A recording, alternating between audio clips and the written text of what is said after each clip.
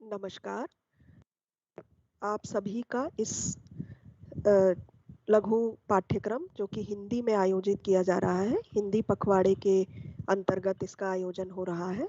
आज इस सत्र में हम सुदूर संवेदन तकनीक और उसके अनुप्रयोग क्या-क्या हो सकते हैं, क्या उसके बेसिक प्रिंसिपल्स हैं, किन आधारों पर वह टेक्निक या तकनीक को हम इस्तेमाल करते हैं और किन उपयोगों में इसको हम ला सकते हैं, इस विषय पर हम चर्चा करेंगे।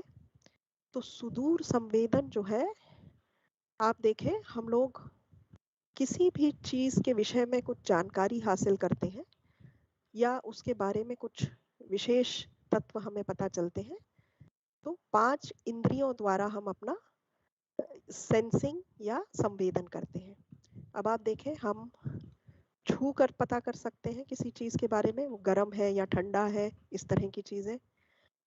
दृष्टि द्वारा हम देख के पता कर सकते हैं कई चीजें, उसका रंग, उसका प्रकार, वो क्या टेम्परेचर है, ठंडा गर्म, इस तरह की चीजें। नाक की शक्ति से सूंघने के द्वारा हमें पता चल सकता है। सुनाई दे हमको अगर, कानों का प्रयोग, कर्ण शक्ति को प्रयोग करके हम देख कर पता कर सकते हैं अपने आसपास की चीजों के बारे में। और एक 5वीं इंद्री जो हमारी है, जीभ, टेस्ट करके भी हम पता कर सकते हैं। अब इसमें से कुछ इंद्रियां जो है, उनसे हम रोजमर्रा की जिंदगी में भी, एवरीडे लाइफ में भी हम सुदूर संवेदन से संवेदन करके चीजों के बारे में पता करते हैं, जैसे कि देखना, सुनना और सूंघना। ये 3 इंद्रियां जो हमारी हैं, ये हमारी मदद करती हैं कि हम दूर से ही किसी चीज के बारे में जानकारी पता कर लें। अब अगर आप ये देखें, आपको ये फल दिखाई दे रहा है, तो इसके बारे में आप क्या देख पाते हैं? इसका रंग दिख रहा है आपको, शेप या आकार तो दोनों का एक ही जैसा है, मगर रंग दोनों का अलग अलग है। तो दृष्टि द्वारा हमें यह पता चल रहा है कि रंग में कुछ अंतर है दोनों में, तो इसका मतलब कि ये फिजिकली कुछ अलग जानकारी हमको दे रही है। तो हरे रंग से ज्यादातर करके ये है कि कच्चा फल होगा, और पीला रंग दिखाई पड़ रहा है या लाल रंग दिखाई देगा कुछ फलों में, तो वो हमें उनके पके हुए होने का एहसास बताएंगे। तो इस तरह हम प्रतिदिन भी जो संवेदन करते हैं, वो कुछ तरीकों में सुदूर रहकर ही चीज, वस्तुओं से दूर रहकर भी हम उनके बारे में जानकारी प्राप्त करते हैं। अब हम ये देखेंगे कि जो रिमोट सेंसिंग हम कहते हैं या सुदूर संवेदन, ये सुदूर रहकर हम कैसे चीजों का अध्ययन कर सकते हैं। तो अध्ययन जो वस्तु की जा रही है, उसके सीधे संपर्क में आए बिना, यानी फिजिकल कांटेक्ट में आए बिना, दूर से ही हम यदि किसी वस्तु या क्षेत्र या घटना के बारे में जानकारी एकत्र करना, इस कला या विज्ञान को, इन दोनों का समागम है ये, इन दोनों को इस तकनीक का प्रयोग करके हम दूर रहकर भी वस्तुओं, क्षेत्र या कोई घटना, कोई फिनोमिना हुआ, उसके बारे में हम जानकारी ले सकते हैं, एकत्रित कर सकते हैं, और फिर बाद में हम उसका एनालिसिस कर सकते हैं। जैसे आप देखेंगे कि ये थर्मामीटर है, इससे अगर हमें किसी वस्तु या व्यक्ति का तापमान लेना है, तो हमें इसको उसके नजदीक ले जाकर उसके साथ फिजिकल कांटेक्ट या पास में ले जा करके जानकारी लेनी होगी या उसकी मेजरमेंट एकत्र करना होगा। मगर अभी आपने कई दिनों से ये देख रहे होंगे, इस तरह के इंफ्रारेड थर्मामीटर है जो कि दूर से ही तापमान नाप लेते हैं, और उनको पास में वस्तु के पास ले जाने की या कांटेक्ट में लाने की जरूरत नहीं होती। तो सुदूर ये इसलिए है क्योंकि अवलोकन की वस्तु जो है, वो हमारे साथ भौतिक संपर्क के बिना ही हम उससे दूर रहकर भी उसके बारे में जानकारी ले सकते हैं या डेटा एकत्र कर सकते हैं। और संवेदन का मतलब हुआ कि हमें ऊर्जा का पता लगाना है। जैसे हम किसी भी फॉर्म में ऊर्जा, जैसे प्रकाश हो गया या और भी कोई अन्य साउंड हो गया, ध्वनि वाली की ऊर्जा हो गई, या मैग्नेटिक फील्ड की ऊर्जा हो गई, कोई भी इस तरह की ऊर्जा का हम प्रयोग करके संवेदन कर सकते हैं। जैसे जब हम देखते हैं तो हम प्रकाश की ऊर्जा का प्रयोग करते हैं, जब हम सुनते हैं तो हम ध्वनि का प्रयोग करते हैं। तो दूर से नापना, अब कितने दूर से हम नाप सकते हैं, कहने का मतलब है कितना दूर हमें होना चाहिए कि ये सुदूर संवेदन होगा। तो हम कई तरीके से इसका मेजरमेंट ले सकते हैं। हम प्रकृति के उन तरीकों से देखने और अध्ययन करने में सक्षम बनाता है ये सुदूर संवेदन की तकनीक, जो अन्यथा मानव क्षमता से परे है, या लंबी दूरी पर या मानव आंखों के लिए अदृश्य प्रकाश की तरंग दैर्घ्य वेवलेंथ्स पर हो।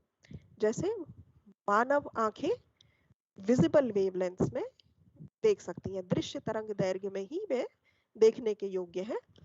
इंफ्रारेड, माइक्रोवेव या और शॉर्टर वेवलेंथ या तरंग दैर्घ्य जो है अल्ट्रावायलेट वगैरह, उनमें नहीं देखने के सक्षम है मानव आंखें।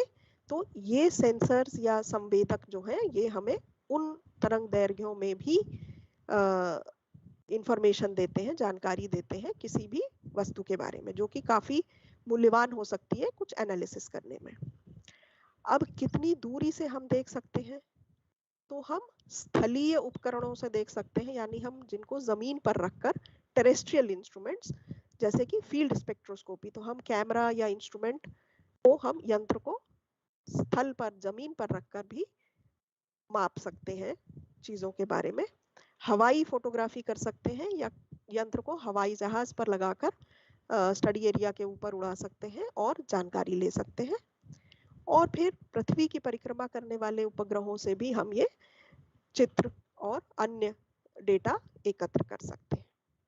तो ये सारे ही जो संवेदक हैं, चाहे वो स्थलीय संवेदक हो या हवाई संवेदक हो या अंतरिक्ष में रखे हुए संवेदक हो, इनसे हम सुदूर संवेदन करके पृथ्वी की सतह के ऊपर जितने भी ऑब्जेक्ट्स हैं, फीचर्स हैं, उनके बारे में जानकारी हासिल कर सकते हैं।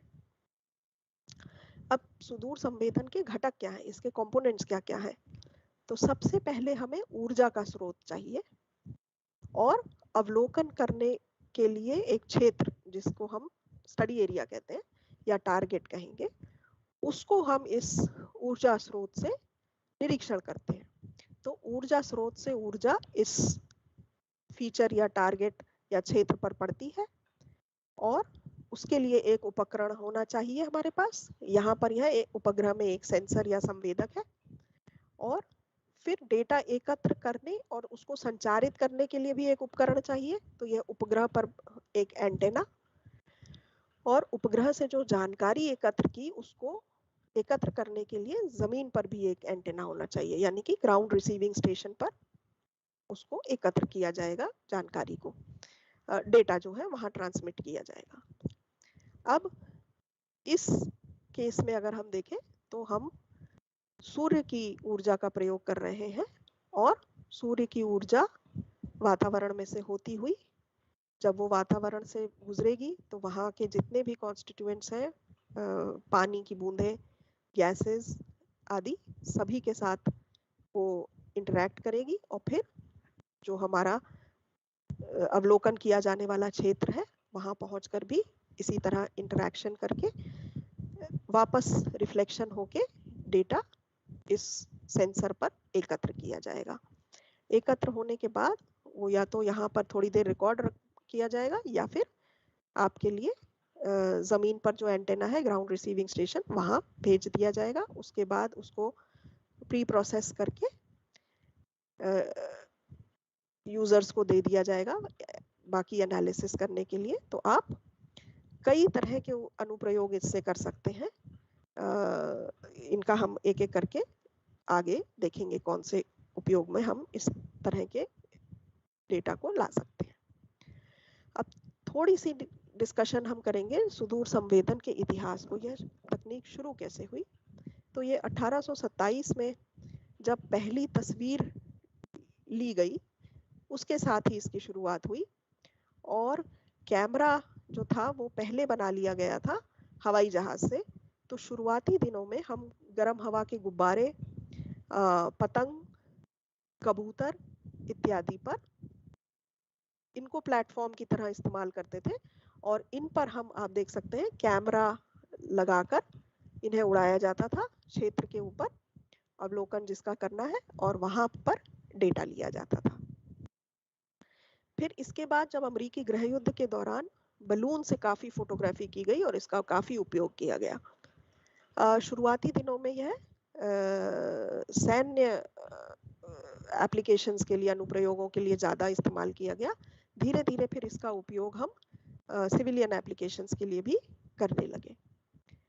उसके बाद रॉकेट पर कैमरा लगाकर और पतंग से ली गई, कबूतरों की लगी हुई पर लगाए हुए कैमरों से ली गई तस्वीरें इत्यादि हमने इस्तेमाल की। प्रथम एवं द्वितीय विश्व युद्ध के दौरान विमान में लगे कैमरों का उपयोग किया गया और उसके बाद जासूसी विमान भी बहुत डेटा लेकर के इसका इस्तेमाल किया गया। फिर आप देखेंगे 1957 में स्पुतनिक 1 रशियन रॉकेट भेजा गया और 1960 में पहला मौसम विज्ञान उपग्रह, जिसको टाइरोस 1 के नाम से जाना जाता है, लॉन्च किया गया। इसके साथ ही सिविलियन एप्लीकेशंस के लिए इस तकनीक को इस्तेमाल किया जाने लगा। फिर नासा ने अर्थ रिसोर्स टेक्नोलॉजी सैटेलाइट कार्यक्रम की शुरुआत की और जिसे आज हम लैंडसैट सीरीज के नाम से जानते हैं। तो 1972 से यह जो है नागरिक उपयोग के लिए बहुत आसानी से उपलब्ध होने लगा डेटा, और ये इन चित्रों और प्रतिबिंबों को हम इस्तेमाल करने लगे। अब उपग्रहों से पृथ्वी का अवलोकन हम किस तरह करते हैं और क्यों यह हमें कुछ एडवांटेज देता है, हमारे लिए अच्छी जानकारी या अधिक जानकारी देता है। तो हम इसे एक ऐसा स्थान जहां पर हम समग्र रूप से अपने ग्रह के बारे में, क्योंकि हम पृथ्वी का अवलोकन कर रहे हैं, अभी हम दूसरे ग्रहों का अवलोकन भी कर सकते हैं, तो इससे सबसे अधिक जानकारी ले सकते हैं, ऐसे स्थान पर हम इसको रखते हैं। पृथ्वी पर कहीं भी ऐसा स्थान नहीं पाया जा सकता जिससे हम समग्र रूप से पृथ्वी का बड़ा हिस्सा देख सकें, तो इसलिए हम इसको ऊपर से ऑब्जर्व करते हैं। अब बाह्य अंतरिक्ष से जो हमें छवियां प्राप्त होती हैं अंतरिक्ष से, बाहर से, वो हमें पृथ्वी ग्रह और उसके संसाधनों पर नजर रखने और इनको मॉनिटर करने में काफी मदद करती हैं। उपग्रहों पर विशेष सेंसर जो कि आंखों की तरह होते हैं, कैमरा जिनको हम कह सकते हैं, तो ये सेंसर से लैस होते हैं जो कि प्रकाश की रंग देख सकते हैं, अलग अलग वेवलेंथ देख सकते हैं, जैसे जिनको मानव आंखें या नेत्रों से हम नहीं देख सकते। तो ये कुछ विशेष जानकारी उन चीजों के बारे में हमको देते हैं जो हम अपनी आंखों से देखकर, ऑब्जर्वेशन लेकर नहीं पता कर सकते। अब ये उपग्रह जो है ये पृथ्वी के ऊपर परिक्रमा करते हैं, चारों ओर यात्रा करते हैं और हमारे ग्रह का सुदूर संवेदन, यदि हम पृथ्वी का अवलोकन कर रहे हैं, अर्थ ऑब्जर्वेशन जिसको आप अंग्रेजी में जानते हैं, तो पृथ्वी के अवलोकन को हम सुदूर संवेदन की एक एप्लीकेशन है। तो इस के द्वारा हमको विहंगम दृश्य, यानी हम बड़ा एरिया इसका देख सकते हैं, बड़ा क्षेत्र देख सकते हैं एक साथ, और त्वरित पुनरीक्षण भी कर सकते हैं, क्योंकि इसको जिसको कहते हैं टेम्पोरल वेरिएशन। तो इसका अर्थ है कि हम प्राकृतिक आपदाओं, जलवायु परिवर्तन और मौसम के बारे में हम सूचित कर सकते हैं लोगों को, और इसमें मदद मिल सकती है। तो जिसको हम कहते हैं सिनॉप्टिक व्यू, और बार बार एक जगह का निरीक्षण करने की क्षमता। तो इन दोनों चीजों से हम इस तरह के अनुप्रयोग, जिससे कि हमें प्राकृतिक आपदाओं, जलवायु में क्या परिवर्तन हो रहे हैं कुछ समय के उपरांत, और मौसम विज्ञान के बारे में भी हम, मौसम के विषय में हम सूचना एकत्रित कर सकते हैं और उसका एनालिसिस कर सकते हैं। अब कुछ अनुप्रयोग हम देखते हैं यहाँ पर क्या क्या हम कर सकते हैं। तो आपदा प्रबंधन एक है, कृषि एवं मिट्टी के बारे में हम जानकारी हासिल कर सकते हैं, जिससे कि हम किसानों को ये बता सकें कि इस जगह पर मिट्टी किस फसल के लिए सबसे उपयोगी है, कहाँ पर आप कौन सी किस समय क्या फसल लगाएं तो आपको ज़्यादा पैदावार मिल सकती है, इस तरह की चीज़ें। वन एवं पर्यावरण की निगरानी कर सकते हैं हम, इससे हम क्लाइमेट चेंज जलवायु परिवर्तन के बारे में जानकारी ले सकते हैं। वन कहाँ कहाँ कम हो गए, अब आप इसको देखेंगे तो इसमें हम 1987 से लेकर 2000 तक की छवियां हैं और आप देखेंगे कि यहाँ वन का किस तरह ह्रास हो गया है, कम होते चले गए हैं वन। अब आप देखें तो चेंज डिटेक्शन यानी हम क्या परिवर्तन हो रहे हैं इसका जायजा ले सकते हैं। फिर भूगर्भ शास्त्र में भी हम इस तरह की छवियों से काफी एनालिसिस कर सकते हैं। अर्थक्वेक्स के बारे में मैपिंग कर सकते हैं, वॉल्केनोज को स्टडी कर सकते हैं और भूमि की निगरानी भी हम कर सकते हैं। पानी के विषय में जानकारी हासिल कर सकते हैं, महासागरों की निगरानी कर सकते हैं, ओशंस के ऊपर क्या क्या हो रहा है, कहाँ पोल्यूशन है, किस तरह का पोल्यूशन है, मौसम के विषय में कहाँ पर तूफान आ रहे हैं, ये सारी जानकारी हम इन उपग्रह से जो डेटा हमको प्राप्त होता है, इमेजेस प्राप्त होती हैं, छवियां प्राप्त होती हैं, उनसे हम ये जानकारी ले सकते हैं। अर्थव्यवस्था में योजना बनाने के लिए भी हम इसका उपयोग कर सकते हैं, यानी इकोनॉमिक प्लानिंग में भी हम इसका उपयोग कर सकते हैं। और सैन्य खुफिया सूचना, जैसे कि हमने पहले भी देखा, में भी यह मदद करते हैं। मगर इन सारी अनुप्रयोग जो है ये हमारे सिविल एप्लीकेशंस हम देख रहे हैं। इस तरह से कई उपयोग हैं जो कि हम इसमें ले सकते हैं। अब इसका लाभ क्या है, इस तकनीक को इस्तेमाल करने के से हमें क्या लाभ होगा और हम क्या फायदा प्राप्त कर सकते हैं, क्या चीज अच्छी कर सकते हैं। तो पहली चीज तो ये कि ये आपको एक सिनॉप्टिक दृश्य देता है, विहंगम दृश्य देता है। तो आप एक बड़ा क्षेत्र देख सकते हैं छवि के रूप में। इससे आपको जिस क्षेत्र का आप अध्ययन कर रहे हैं उसके साथ साथ आपको आसपास का एरिया भी दिखाई देगा और उसके बारे में भी आप जानकारी देख सकते हैं और यह देख पाएंगे कि यह जिस वस्तु को या जिस क्षेत्र को आप स्टडी कर रहे हैं उसको ये किस तरह प्रभावित कर रहा है। तो इससे आपको कुछ अधिक जानकारी मिल सकती है अपने एनालिसिस के लिए। तो काफी चीजें आप इसके साथ कर सकते हैं। पुनरावलोकन की एबिलिटी भी देता है ये आपको, यानी आप एक एरिया को बार बार देख सकते हैं कुछ समय के अंतराल के बाद। तो आप देख पाएंगे कि वहाँ क्या क्या परिवर्तन हो गए हैं उतनी देर में। तो अगर आप उसको एक हफ्ते में देखते हैं या आप एक पाक्षिक उसमें देखते हैं, साप्ताहिक देखते हैं या हर दिन देखते हैं, एक महीने के बाद देखते हैं, या आप ऐसा कर सकते हैं 5 वर्ष पुराना छवि देखें और आज की छवि देखें, उस क्षेत्र में क्या परिवर्तन हो गए, वनों की स्थिति क्या है, अर्बन एरियाज की स्थिति क्या है। अब तो इस तरह का आप पुनरावलोकन कर सकते हैं और चेंजेस क्या परिवर्तन हुए वो देख सकते हैं। फिर ये आपको वैश्विक कवरेज देता है, ग्लोबल कवरेज। पूरी दुनिया, पूरी पृथ्वी के चारों ओर घूमते हैं ये उपग्रह और संवेदक जो है पूरे समय डेटा एकत्र करते हैं, छवियां लेते हैं या कोई और अन्य डेटा, जो लेजर डेटा या कुछ और डेटा लेते हो, वो पूरी पृथ्वी को कवर करते हैं और पूरी पृथ्वी का डेटा हम अपने एप्लीकेशन अनुप्रयोगों के लिए इस्तेमाल कर सकते हैं। अब ये लागत में बाकी फिजिकल ऑब्जर्वेशंस अगर हम लें, भौतिक रूप से जाकर हम उस जगह पर उतने सारा ऑब्जर्वेशन हमको लेना हो, तो उससे अगर हम इसका तुलना करें तो ये लागत में कम आता है और हमें कम समय में हम ज्यादा एरिया को कवर कर सकते हैं और कुछ एनालिसिस करके निकाल सकते हैं। परंतु यह हमारी सभी समस्याओं का उत्तर नहीं देता है।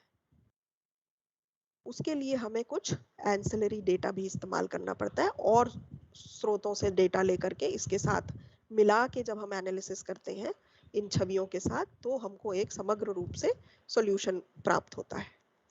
तो मगर क्या, इसके बावजूद यह अक्सर पर्यावरणीय प्रक्रियाओं का अध्ययन करने के लिए डेटा के लिए एक बहुत उपयोगी स्रोत प्रदान करता है।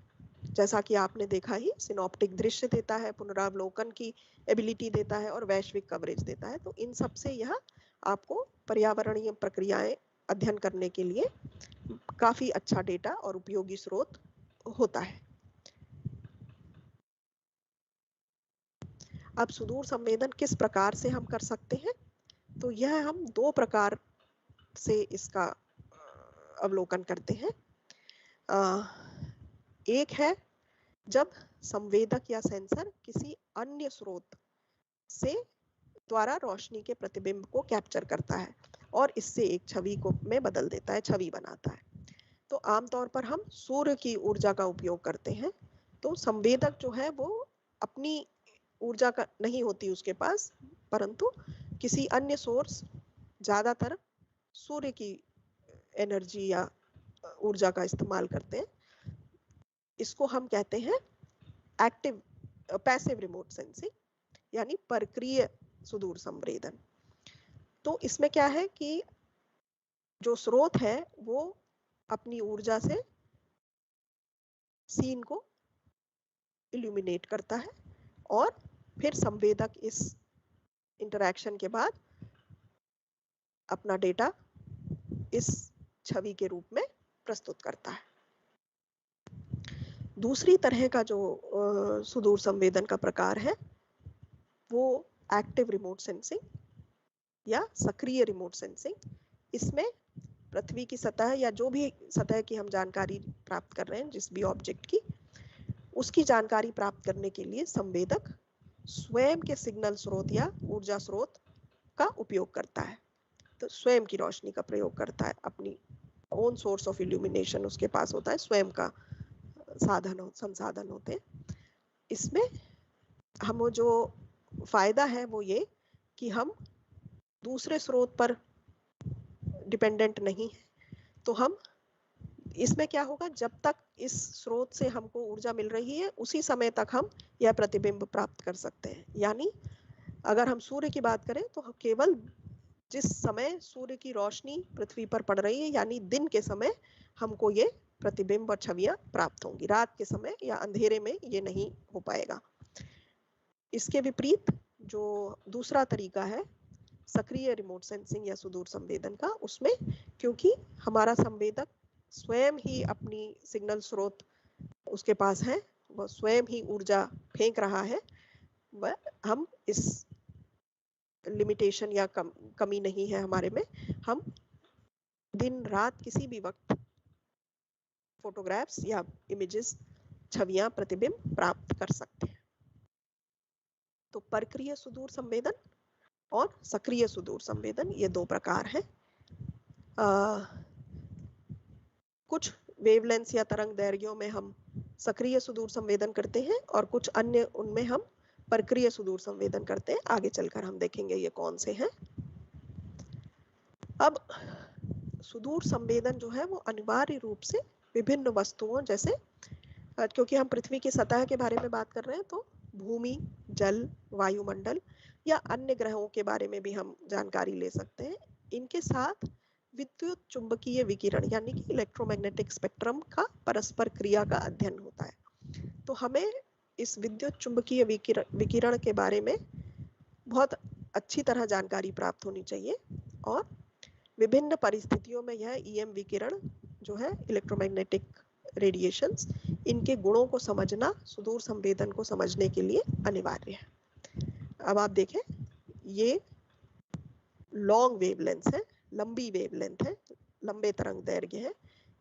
इस विजिबल या दृश्य तरंग दैर्घ्यों में हम मानव नेत्र देखने के योग्य है, इसमें देख सकते हैं, इसी में संवेदन कर सकते हैं और बाकी किसी भी क्षेत्र में, विद्युत चुंबकीय विकिरण के क्षेत्रों में हम नहीं देख पाते हैं। मगर ये जो संवेदक हमारे हैं, जो कि डिजाइन किए गए हैं इस तरह, ये हमको हर रीजन में जानकारी देते हैं। अब आप जानते ही हैं कि ये विद्युत चुंबकीय विकिरण इस तरह होते हैं, इनकी तरंगे होती हैं और ये मूव करती हैं। इलेक्ट्रिक फील्ड और मैग्नेटिक फील्ड जो है वो एक दूसरे के 90 डिग्रीज पर होता है और डायरेक्शन ऑफ प्रोपगेशन भी 90 डिग्री का कोण बनाता है और इस तरह ये प्रोपगेट होती हैं। ये देखें, और इनके आवृत्ति होती है फ्रीक्वेंसी। तरंग दैर्घ्य के बारे में हमें जानकारी होनी चाहिए, किस आवृत्ति श्रेणी में हम काम कर रहे हैं, उस हिसाब से क्या विकिरण है, और इस सिग्नल को संवेदक किस प्रकार मेजर करके हमको छवि के रूप में प्रदान करेगा।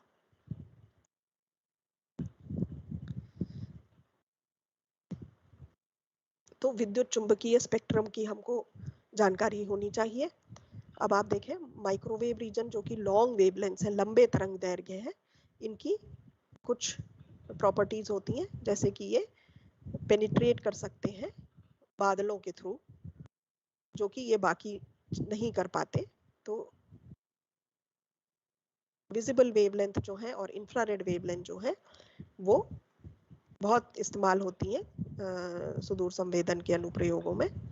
और पूरा विद्युत चुंबकीय स्पेक्ट्रम नहीं इस्तेमाल होता सुदूर संवेदन करने के लिए या प्रतिबिंब लेने के लिए, वरन कुछ वायुमंडलीय विंडोज होती हैं, एटमॉस्फेरिक विंडोज होती हैं, जिनके थ्रू ये रेडिएशन जो है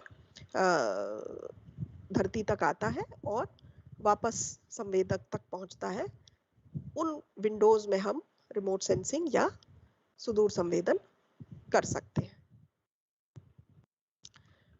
अब क्योंकि हम देख रहे हैं कि ऊर्जा स्रोत से आती है और वायुमंडल के थ्रू होते हुए को पार करते हुए क्षेत्र, धरती पर जो क्षेत्र है उसका अवलोकन करती है, तो दो प्रमुख वायुमंडलीय प्रभाव है, एक प्रकीर्णन और एक अवशोषण, स्कैटरिंग और अब्जॉर्प्शन।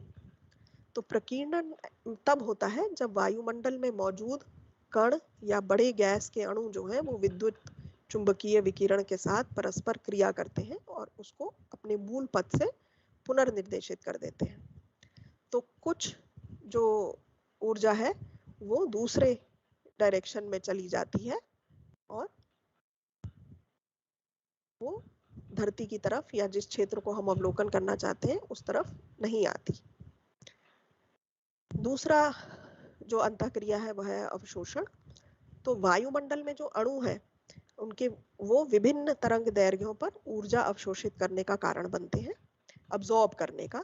तो ओजोन, कार्बन डाइऑक्साइड और जल वाष्प जो है वाटर वेपर मॉलिक्यूल्स, ये तीन वायुमंडलीय घटक हैं जो विकिरण को अवशोषित करते हैं। और जब वस्तु या क्षेत्र तक यह ऊर्जा पहुंच जाती है तो सेंसर जो है वो विद्युत चुंबकीय विकिरण के एक विशेष हिस्से में लक्ष्य से ऊर्जा को परावर्तित, उत्सर्जित या बैक स्कैटर, इसका रिकॉर्ड संवेदक करता है और इसके द्वारा एक वर्णक्रमीय हस्ताक्षर, स्पेक्ट्रल सिग्नेचर बनता है, जिसको कि हम अध्ययन करके उस वस्तु या क्षेत्र के बारे में जानकारी लेते हैं इन प्रतिबिंबों से। तो वस्तु जो है वो प्रति तरंग दैर्घ्य में विकिरण को कैसे प्रतिबिंबित या अवशोषित करती है, इसका एक स्टैटिस्टिकल प्लॉट जो है सांख्यिकी के हिसाब से हम उसका एक चित्र बनाते हैं। तो यहाँ पर आप देख रहे हैं कि विभिन्न भू आवरण फीचर के वर्णक्रमीय हस्ताक्षरों को दिखाया गया है। अब अगर आप देखें पानी, साफ पानी, तो साफ पानी का साफ होना इम्पॉर्टेंट है। ये सिग्नेचर जो है वो साफ पानी के लिए है। अब होगा क्या कि जब पानी की फिजिकल कंडीशन, उसकी भौतिक स्थिति बदलेगी तो यह हस्ताक्षर भी हमें बदला हुआ प्रतीत होगा और इसी को हम इंटरप्रिटेशन कहते हैं। इसी से हम जानकारी प्राप्त करेंगे कि कुछ पोल्यूशन हो गया है या पानी की स्थिति, भौतिक स्थिति किस लिए बदली है। तो चित्र देखकर या प्रतिबिंब देखकर हम इस जानकारी को प्राप्त करेंगे। अब आप यहाँ देखें तो इस विजिबल वेवलेंथ में आप देखिए बहुत ही कम जो है ये परावर्तित हुआ है और जैसे ही ये इंफ्रारेड वेवलेंथ में पहुंचा है तो ये सारा का सारा एब्जॉर्ब हो गया है, तो आपको छवि में यह काला दिखाई देगा, डार्क दिखाई देगा। उसके विपरीत अगर आप वेजिटेशन देखें, पेड़ पौधों की स्थिति देखें जो कि हरे हैं, हरे पेड़ पौधे ही इस तरीके से प्रतीत होंगे। अगर किसी भी कारणवश पेड़ पौधों की स्थिति में वो हरे नहीं है, किसी बीमारी की वजह से, पानी की कमी की वजह से, या वो अपने आप ही हरे नहीं है, किसी और रंग में प्राप्त होते हैं, तो यह हस्ताक्षर दूसरी तरीके से हमको दिखाई पड़ेगा। तो अब आप देखें, हरा पेड़ जो है, पौधे जो है, वो काफी सारा रेडिएशन रिफ्लेक्ट कर रहे हैं, तो ये फीचर हमको इमेज में या प्रतिबिंब में ब्राइट दिखाई देगा, चमक हल्के रंग का दिखाई देगा।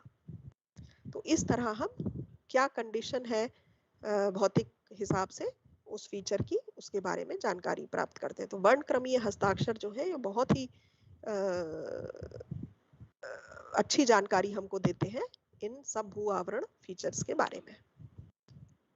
अब आप देखें कि अलग अलग वर्णक्रमीय रीजन्स में जब हम डेटा एकत्र करते हैं तो वो पेड़ पौधे हो सकते हैं, पानी हो सकता है, घास हो सकती है, मिट्टी हो सकती है, सड़कें बनी हुई हो सकती हैं, मानव निर्मित चीजें हो सकती हैं जैसे कि सड़कें, बिल्डिंग्स, ये सारी चीजें। तो अब हम इन्हें अलग अलग रंगों के सम्मिश्रण के रूप में देख सकते हैं। अब आप देखें, यह यथार्थ वर्ण सम्मिश्रण है। इसमें आपको वही रंग दिखाई पड़ रहे हैं जो उस फीचर के असलियत में होते हैं। आपको पेड़ पौधे हरे रंग में दिखाई दे रहे हैं, पानी नीले रंग में दिखाई दे रहा है, और इस तरह। मगर ये मिथ्या वर्ण सम्मिश्रण भी एक हम बना सकते हैं, जिससे कि जो हम फीचर को स्टडी करना चाह रहे हैं उसके बारे में हम कुछ अधिक जानकारी ले पाए। तो उस तरह आप देखें, यहाँ पर क्या हो गया है, सब पेड़ पौधे जहां पर भी हैं वो लाल रंग में प्रदर्शित है। नदी में जो सैंड है वो आपको हल्के नीले रंग में दिखाई दे रही है, पानी जहां जहां है वो गाढ़ा नीला दिखाई दे रहा है, बिल्डिंग एरिया जो है, मानव निर्मित जगह जो है, सड़कें, बिल्डिंग्स, ये सारे अभी आपको हल्के नीले रंग में दिखाई पड़ रहे हैं। तो ये मिथ्या वर्ण है, यथार्थ नहीं है, जैसा कि होता है उस तरह के रंग नहीं है, परंतु ये आपको कुछ अधिक जानकारी दे सकते हैं उन वेवलेंथ रीजन्स में जो कि हम अपनी नेत्रों से नहीं देख पाते। ठीक है कि सुदूर संवेदन उपग्रहों के लिए जो कक्षाएं हम उपयोग करते हैं उनके क्या प्रकार हैं। ये दो तरह की हैं, एक है भूस्थिर कक्षा और दूसरी है निकट ध्रुवीय कक्षाएं। तो भूस्थिर कक्षाएं जो है वो पृथ्वी से लगभग 36,000 किलोमीटर ऊपर परिक्रमा करते हैं और पृथ्वी के अपनी धुरी पर घूमने के साथ ही समन्वयित है इनका। पृथ्वी को एक क्षेत्र के ऊपर यह स्थिर प्रतीत होते हैं और इनसे जो अनुप्रयोग हम कर सकते हैं वो मौसम विज्ञान, दूरसंचार आदि इन एप्लीकेशंस के लिए इनका इस्तेमाल होता है। अब जो निकट ध्रुवीय कक्षाएं हैं, नियर पोलर ऑर्बिट्स, वो ध्रुव के ऊपर से लगभग गुजरते हैं और निम्न पृथ्वी कक्षाओं में ये लगभग 700 से 1700 किलोमीटर की ऊंचाई पर होते हैं। और पृथ्वी अवलोकन के लिए ये विशिष्ट रूप से इस्तेमाल होते हैं। सूर्य समकालिक कक्षाएं जिनको कि 600 से 800 किलोमीटर की ऊंचाई तक होती हैं, ये सूर्य की रोशनी का निरंतर इनको कोण प्राप्त होता है और इसलिए ये पृथ्वी अवलोकन के लिए इस्तेमाल होते हैं। इनमें जो हम अनुप्रयोग करते हैं वो भूमि, वायुमंडल, महासागर और बर्फ आदि की स्टडी करने के लिए बहुत सारे अनुप्रयोग हैं जो कि हम इन प्रतिबिंबों और इन डेटा के साथ करते हैं। यह इस प्रकार कक्षाएं होती हैं।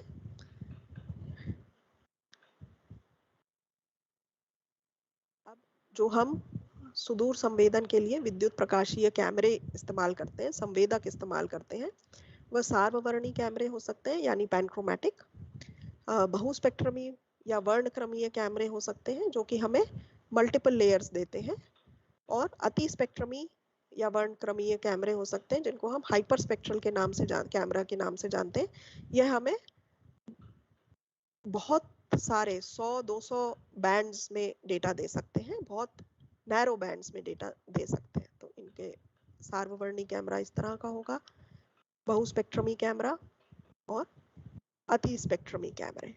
तो ये अलग अलग अनुप्रयोगों के लिए इस्तेमाल किए जाते हैं। अब जल्दी से एक नज़र डालेंगे कि हम कौन से प्लेटफॉर्म इस्तेमाल कर सकते हैं।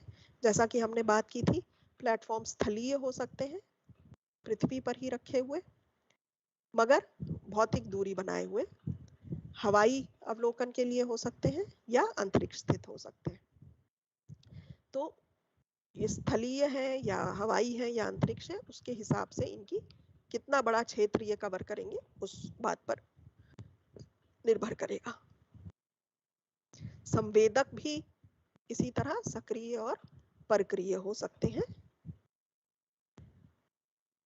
तो आप देखेंगे कि हम जब अलग अलग बैंड विस्तार इस्तेमाल करते हैं तो हम प्रकाशीय बैंड विस्तार या दृश्य बैंड विस्तार, जिसको कि हम विजिबल वेवलेंथ्स कहते हैं, उनका इस्तेमाल कर सकते हैं, और साथ ही अवरक्त बैंड विस्तार का भी इस्तेमाल कर सकते हैं, यानी कि इंफ्रारेड वेवलेंथ्स का इस्तेमाल कर सकते हैं। अब अलग अलग बैंड विस्तार जो हैं वो हमें अलग अलग अनुप्रयोगों के लिए जानकारी देते हैं। अवरक्त बैंड विस्तार में ही ऊष्मीय या तापीय बैंड विस्तार का भी हम इस्तेमाल कर सकते हैं, जो हमें वस्तु के तापमान के बारे में जानकारी देता है। तो अगर हमें वॉल्केनो इत्यादि स्टडी करना है या जंगल में आग के बारे में स्टडी करना, देखना है, जानकारी प्राप्त करनी है, तो हम इस ऊष्मीय तापीय बैंड विस्तार का उपयोग कर सकते हैं। फिर सूक्ष्म तरंगी बैंड विस्तार का भी हम प्रयोग कर सकते हैं, यानी कि माइक्रोवेव वेवलेंथ का प्रयोग। अब जैसा कि मैंने आपको पहले भी बताया था कि ये सूक्ष्म तरंगी जो है, इनमें ये एक स्पेशल प्रॉपर्टी है कि ये बादल इत्यादि को पेनिट्रेट कर, इसके थ्रू चले जाते हैं। तो जैसे कि आप देख रहे हैं, प्रकाशीय प्रतिबिंब में आपको बादल की छवि दिखाई पड़ रही है, मगर इस सूक्ष्म तरंगी प्रतिबिंब में आपको जमीन पर क्या फीचर्स हैं वो दिखाई पड़ रहे हैं। तो मॉनसून पीरियड में या ट्रॉपिकल एरियाज में जहां बहुत समय बादल रहते हैं, या जिस वक्त कोई साइक्लोन इत्यादि आ रहा हो, तो फ्लडिंग वगैरह स्टडी करने के लिए हमको सूक्ष्म तरंगी बैंड विस्तार बहुत उपयोगी डेटा प्रदान करता है। अब हम देखेंगे कि जब हमारे पास प्रतिबिंब आ जाता है तो हम कैसे उससे जानकारी हासिल करेंगे। यह निर्भर करेगा कि उस चित्र का, बिंब का विभेदन क्या है, और यह विभेदन कितने प्रकार के होते हैं। तो सबसे पहले होता है, ये 4 प्रकार के विभेदन होते हैं। तो स्थानिक विभेदन यानी कि स्पेशियल रेजोल्यूशन, तो यह पृथ्वी पर दर्ज किया गया भौतिक आयाम है, और यह एक सेंसर या संवेदक द्वारा पता लगाए जा सकने वाले विवरण की मात्रा को संदर्भित करता है। अब आप देखेंगे कि जैसे जैसे ये स्थानिक विभेदन बढ़ रहा है, हमें ज्यादा जानकारी प्राप्त हो रही है, हम उस वस्तु के बारे में ज्यादा अच्छी तरह इंटरप्रिटेशन कर पा रहे हैं। फिर आता है वर्णक्रमी विभेदन, यानी कि तरंग दैर्घ्य के अंतराल को परिभाषित करने के लिए एक संवेदक की क्षमता का वर्णन करता है ये। तो तरंग दैर्घ्य या बैंडविड्थ जो है, उसकी चौड़ाई, जिसका उपयोग छवि को उत्पन्न करने के लिए किया जाता है। अब ये हाइपर स्पेक्ट्रल डेटा में, जो हमने अति वर्णक्रमीय कैमरे से डेटा लिया था, उसमें अगर आप देखेंगे तो यह बहुत ही नैरो होता है, और इसमें आप देखिए कितने सारे बैंड्स आपको मिलते हैं। तो स्पेक्ट्रम में बैंड की संख्या जिसमें उपकरण माप ले सकता है, कितने नंबर बैंड्स के देख सकता है। तो पैनक्रोमैटिक में वह एक ही बैंड देख सकता है, मल्टी स्पेक्ट्रल में मल्टीपल बैंड्स देख सकता है, और हाइपर स्पेक्ट्रल में हंड्रेड्स, बहुत सारे 100-200 बैंड्स भी देख सकता है। तो उच्च वर्णक्रमीय विभेदन जो है, वह वर्णक्रमीय हस्ताक्षरों में अंतर का फायदा उठाने के लिए बेहतर क्षमता हमें प्रदान करते हैं। अब जैसे दो तरह के फॉरेस्ट टाइप्स अगर हमें देखने, वेजिटेशन के टाइप्स देखने हैं, दो तरह के पेड़ पौधों में अंतर करना है, तो हमें वर्णक्रमी विभेदन अच्छा हो तो हमें ज्यादा जानकारी प्राप्त होगी। विकिरण मितीय विभेदन यह तीसरा प्रकार है। यह रेजोल्यूशन अलग अलग ग्रे स्केल यानी कितने रंग मान हम के बीच हम अंतर करने में क्षमता, सेंसर की क्षमता है, उसको यह परिभाषित करता है। अब आप ये देखिए, यह किसी प्रेक्षित वस्तु के विकिरण में छोटे अंतर को भी प्रति संवेदक उसकी संवेदनशीलता क्या है यह बताता है हमको। तो कितने एनर्जी लेवल्स हम देख सकते हैं। अब 8 बिट डेटा अगर है तो हम 256 ग्रे स्केल या ग्रे लेवल्स देख सकते हैं। 2 बिट डेटा है तो हम केवल 4 लेवल्स ही देख सकेंगे। तो आप देख सकते हैं अंतर कि यह जानकारी प्राप्त करने और एनालिसिस में कितना फर्क प्रदान करेगा। 1 बिट है तो केवल 2 लेवल्स देख सकते हैं, यानी काला और सफेद। तो यह रेडियोमेट्रिक रेजोल्यूशन हो गया। और चौथा विभेदन जो है वो कालिक विभेदन है, यानी कि टेम्पोरल वेरिएशन। तो यह एक ही लक्ष्य को अवलोकन करने के बीच में कितना समय लगा है उसकी जानकारी हमें देता है, यानी इसको हम पुनरावृत्ति भी कह सकते हैं। दोबारा कब संवेदक उसी स्थान पर आकर छवि ले रहा है। अब आप देखें फरवरी और नवंबर के डेटा में अंतर, यहाँ इस जगह पर अगर आप देखें तो अब यहाँ वेजिटेशन नहीं है, यहाँ पर वेजिटेशन है। तो यह आपको चेंज या क्या परिवर्तन हो गया वहां देखने में सक्षम बनाता है। अब जब डेटा आपके पास आ गया, आपने एनालाइज करना शुरू किया, तो आपको प्रोसेसिंग और विश्लेषण के लिए क्या करना है एक नज़र उस पर डालते हैं। तो सैटेलाइट डेटा को अंकीय रूप में एकत्रित किया जाता है, यानी डिजिटल फॉर्मेट में होता है। इसके पश्चात जब ये प्राप्त कर लिया जाता है तो इसको सुधारा और संसाधित किया जाता है, यानी करेक्शंस और प्री प्रोसेसिंग की जाती है। तो सेंसर की छवि की विशेषताओं के आधार पर प्लेटफॉर्म की स्थिरता और कक्षा के पैरामीटर लेकर दृश्य में सतह पर क्या विशेषताएं हैं उसको देखते हुए पृथ्वी की वक्रता सहित गति और वायुमंडलीय प्रभावों को इसके द्वारा सुधारा और संसाधित किया जाता है। उसके पश्चात जब छवि हम यूजर को दी जाती है तो वह उसका उन्नतीकरण कर सकता है, एनहांसमेंट कर सकता है। इसके द्वारा व्याख्यात्मकता जो है उसमें हम सुधार कर सकते हैं। तो इनहैंस होने के बाद या उन्नत होने के बाद छवि हमें अच्छी तरह ज्यादा जानकारी दे सकती है जिस क्षेत्र का हम अध्ययन कर रहे हैं। इसके पश्चात हम सूचना निष्कर्षण कर सकते हैं, इंफॉर्मेशन एक्सट्रैक्शन। तो यह पिक्सेल को उनके हस्ताक्षर के आधार पर पहचानने और वर्गीकृत करने के लिए कंप्यूटर की निर्णय लेने की क्षमता का उपयोग करता है। तो अलग अलग अनुप्रयोगों के लिए हम इसका इस्तेमाल कर सकते हैं। कई तरह की एप्लीकेशंस हैं, ये हम पहले भी डिस्कस कर चुके हैं, चर्चा कर चुके हैं इस बारे में। भारतीय रिमोट सेंसिंग उपग्रह जो है वो इनसैट सीरीज के हैं, IRS सीरीज के हैं और IRNSS सीरीज के हैं। IRS सीरीज की सैटेलाइट्स जो हैं वो कई तरह के विभेदन है उनमें, आप देखें।